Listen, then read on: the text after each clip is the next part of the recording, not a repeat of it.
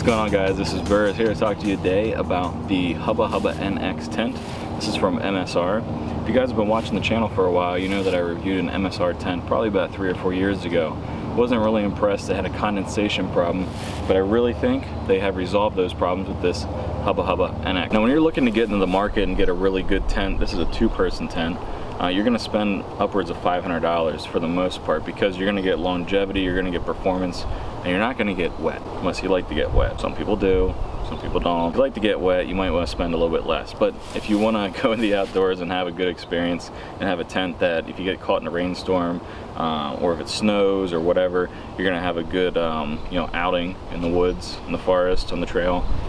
Spending money for something like an MSR tent is definitely something I recommend. The other thing you're going to spend a little extra money on is weight. If you're looking to get really lightweight, you're going to spend a ton of money because the materials that make stuff lightweight are inherently a little more expensive. This tent is 3 pounds 7 ounces, which is really good weight in my opinion. I packed in ones that are 5 pounds, even upwards of 6 pounds total trail weight. But this one's 3 pounds 7 ounces, so that's a really good weight in my opinion. So one thing that continues through with this MSR tent, with almost every single tent on the market, is a 2-person tent is really geared for a comfortable 1-person tent. A 3-person tent is a comfortable 2-person tent. So you always want to go up one if you want super comfort. For 1 person, this tent is super comfortable, spacious, etc. As far as putting it together, MSR always makes their stuff super easy to put together. I didn't read the directions. I just pulled the stuff out, threw it together. It's pretty easy to put up, pitch a tent. Some people like pitching a tent. I personally do enjoy pitching a tent, but really easy to pitch this one. It comes with a seam taped fly, so you're not going to have that problem with water and weather and etc. like I was talking about. So let me take you around and talk about the specs. So as you can see here, it has a bathtub design, so you're going to have good ability to keep rain, snow, heavy weather out, because the sides come up and they're really thick. That's a 300D nylon ripstop material down here, and then you have a 200D nylon material, which is the white material. Then you got a 15D mesh material. As we go around, the one thing that stood out to me, the first thing, is with the fly here. If you look at the fly, it actually has what I would call a angle cut. So you can see the angles up. Sorry, you see it angles up like this. On some tents, you'll see that it'll just go straight across. This really leaves in airflow. I've seen this also in the Nemo tent I reviewed, which I highly recommend. I'll put a link down below that review. But they both do the same thing, and this does 2 things. It leaves a lot more air in, so you have airflow for condensation problems, or not condensation problem, but taking care of the condensation, but also gets rid of just a small amount of weight because you're getting rid of that material right there. So as we come over here to the side, what you'll see is a really interesting design. The bottom part, usually you'll have something right here where you'll be able to pull that bottom part out and keep it away from the tent, but what they do instead is they cover up some of the bathtub design, because remember, the bathtub design, you can get that wet, it's not going to have a problem. But what they do is they give a really big vent right here, and I like that a lot. This is a huge vent, as you can see here, and then you have that the guy line right here to keep everything nice and taut. It's a different design, like I said, because normally what will happen is you'll pull that bottom part out. So I'm curious to see how that works ultimately in rain and those kind of conditions. You can see here on this side another area here where it's that nice cut, so you get great airflow. You got 2 doors on this. You got one on either side. They're nice and big for 2 people. Easily put 1 pack on one side and 1 pack on the other. Same thing on this side with the vent and everything. So as we come here to where you connect everything, I'm not sure if I have it on there properly, but it has a unique design. It has these metal little clips, if you will, that you plug in the poles to. Everything's really taut, as you can see. Everything has you can tighten it down if you need to. Really like that design. It doesn't come with a footprint, so you'll have to purchase that separately. It's around 50 bucks, and now it's probably around $35. But I recommend you get it because it'll keep the bottom of your tent going for a much longer time. All right, so here we are on the inside of the tent. As you can see here, I'm sitting up. Just a ton of room as far as headroom goes. It's really, really good with the headroom. I'm 6 foot, and you can see it's probably a good 6 more inches at least above my head.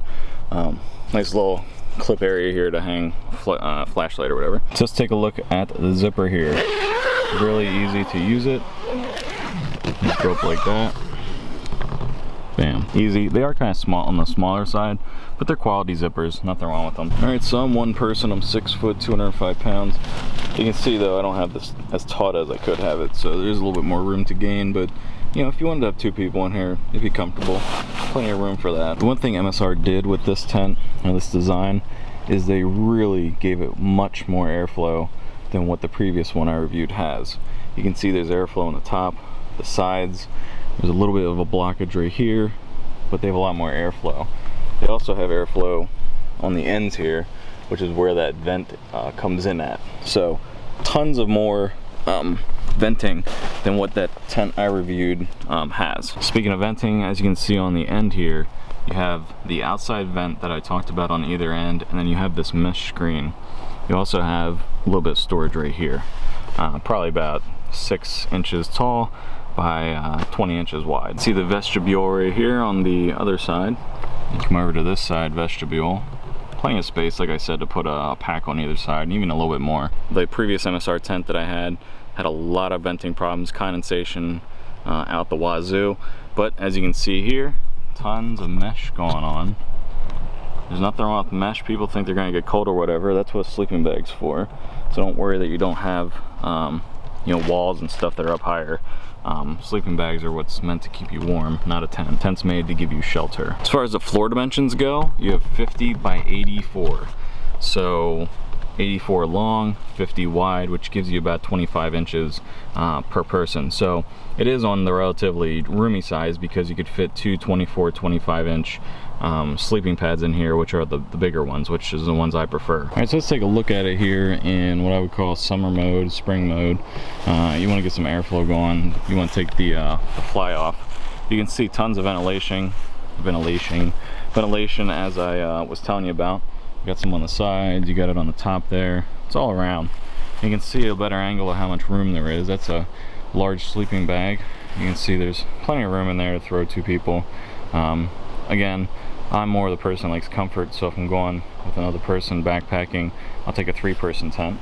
But for me, for 1-person trips, this is great. Talked about the headroom on the inside with the fly on. You can see how they engineer that, where they really pull this thing up tall. It's really stable. This is not going anywhere. These are the unique little connectors they use on each side, and these are really locked in. Oops, they're really locked in. So really impressed with those little connectors. They use DAC poles, as you can see here. DAC Featherlight NFL poles. I don't think that means National Football League, but they're really good and lightweight. You can see the stitching all around is great. The connector points here, you can see that stitching is top notch. You got double stitched. So these connectors and stuff are not going to blow out on you, as you'd see with some weaker or cheaper tents that are on the market. So as you guys saw through that first impression video, lots going on with this, lots to like about it. Lightweight, great materials, pretty spacious. Lots of guy out points and ventilation to keep out the condensation and keep away the condensation. So I'm really excited to go into the long-term testing. I usually test tents for about 1 year, get it out on a few trips before I will give a review on it, because just doing the first impressions, it might look good, but you might get outdoors and it might not work well. So first impressions is, I'm really excited to take it out. I think it's going to perform well, but only time will tell. So if you guys have any questions or anything, let me know. If you guys have some tents you've been using recently and you like, go ahead and put that in the comments down below, or better yet, make a video about it. And until next time, later. Well, this one's no different as far as comfort level.